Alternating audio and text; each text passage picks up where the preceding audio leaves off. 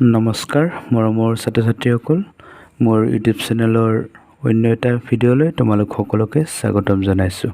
ছাত্ৰ ছাত্ৰীসকল, আজি অসম জাতীয় বিদ্যালয়ৰ তৃতীয় শ্ৰেণীৰ 12 নম্বৰ পাঠ কোনে, এইটো আছে সাধাৰণতে কবিতা।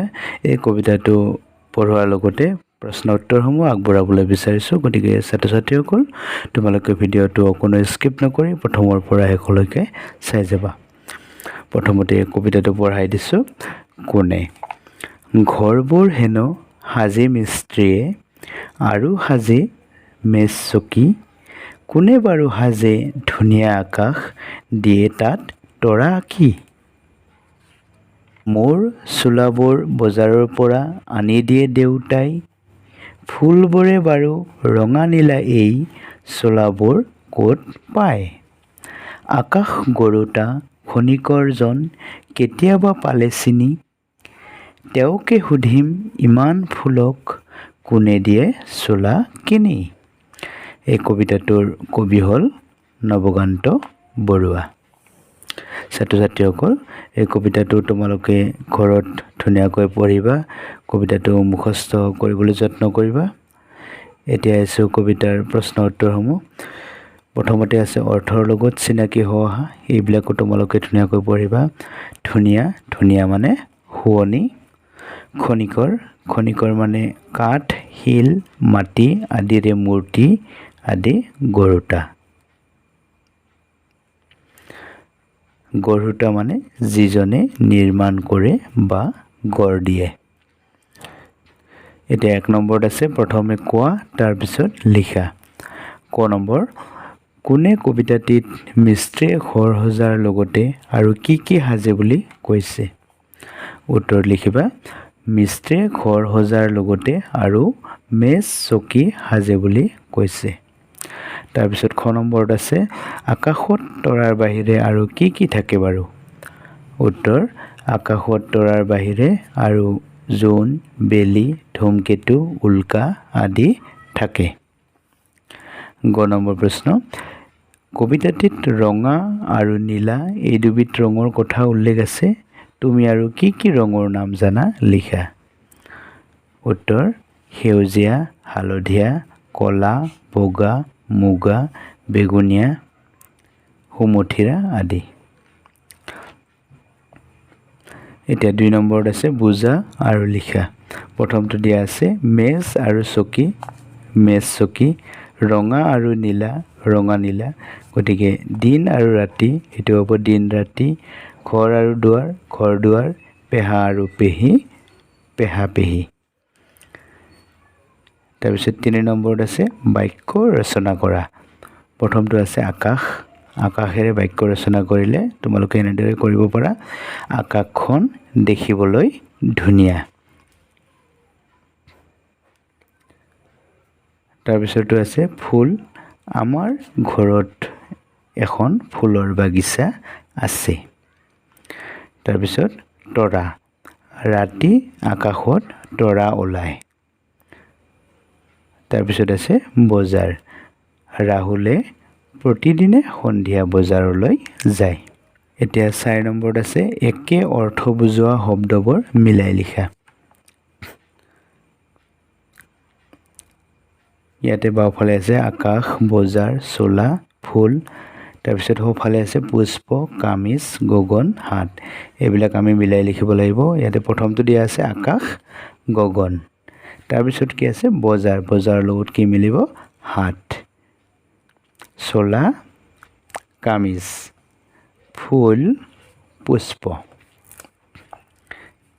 এতিয়া 5 নম্বৰলৈ আহিছোঁ পঢ়া আৰু বুজা। বাঁহ মানে বৰ ওখ, ফপলা, পাত থকা, বৰ টান উদ্ভিদ বিশেষ, অৰ্থাৎ এইটো বাঁহ গছক বুজাইছে। তাৰপিছতটো আছে বাঁহ, এইটোত চন্দ্ৰবিন্দু নাই।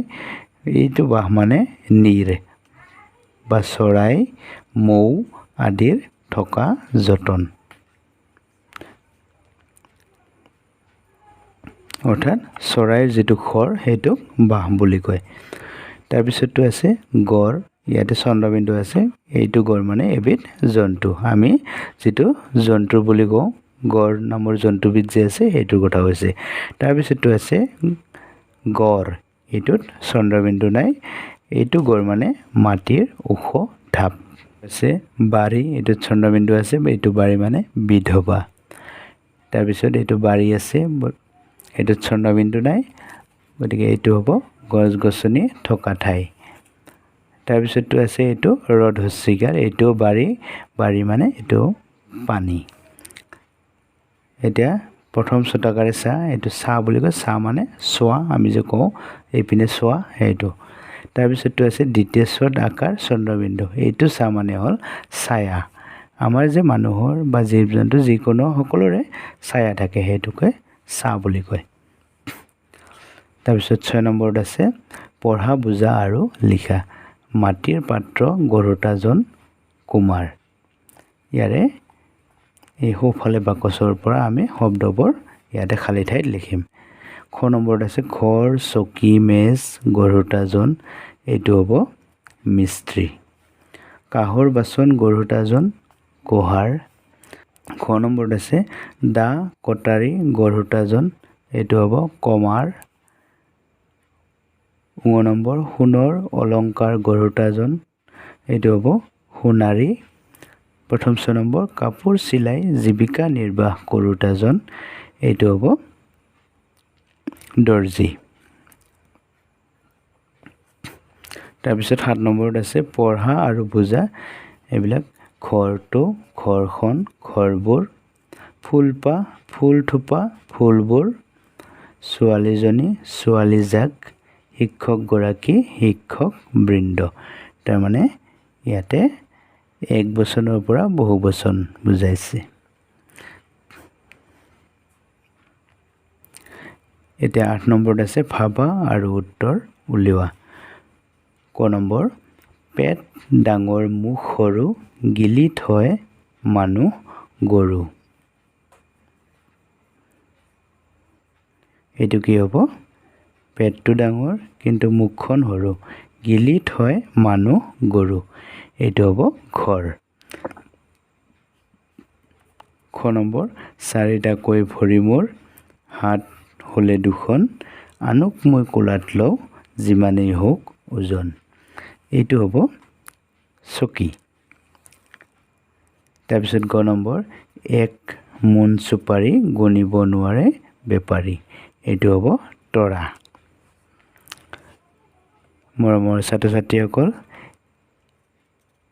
কোনে কবিতাটোৰ প্ৰশ্ন উত্তৰ ইমানখিনি আছিল ভিডিঅ'টো যদি ভাল লাগিলে তেন্তে লাইক আৰু কমেন্ট কৰিবা আৰু তোমালোকৰ বন্ধুবৰ্গৰ মাজলৈ শ্বেয়াৰ কৰিবা যাতে তেওঁলোকেও এই ভিডিঅ'টো পায় আৰু যিসকল মোৰ চেনেলটোলৈ নতুনকৈ আহিছে অনুগ্ৰহ কৰি চেনেলটো সাবস্ক্ৰাইব কৰি কাষত থকা বেল আইকনটো প্ৰেছ কৰিবা যাতে মই দিয়া পৰৱৰ্তী ভিডিঅ'বোৰ তোমালোকৰ নটিফিকেশ্যনত গৈ পায় ভিডিঅ'টো চোৱাৰ বাবে ধন্যবাদ পুনৰ লগ পাম আৰু নতুন ভিডিঅ'লৈ ধন্যবাদ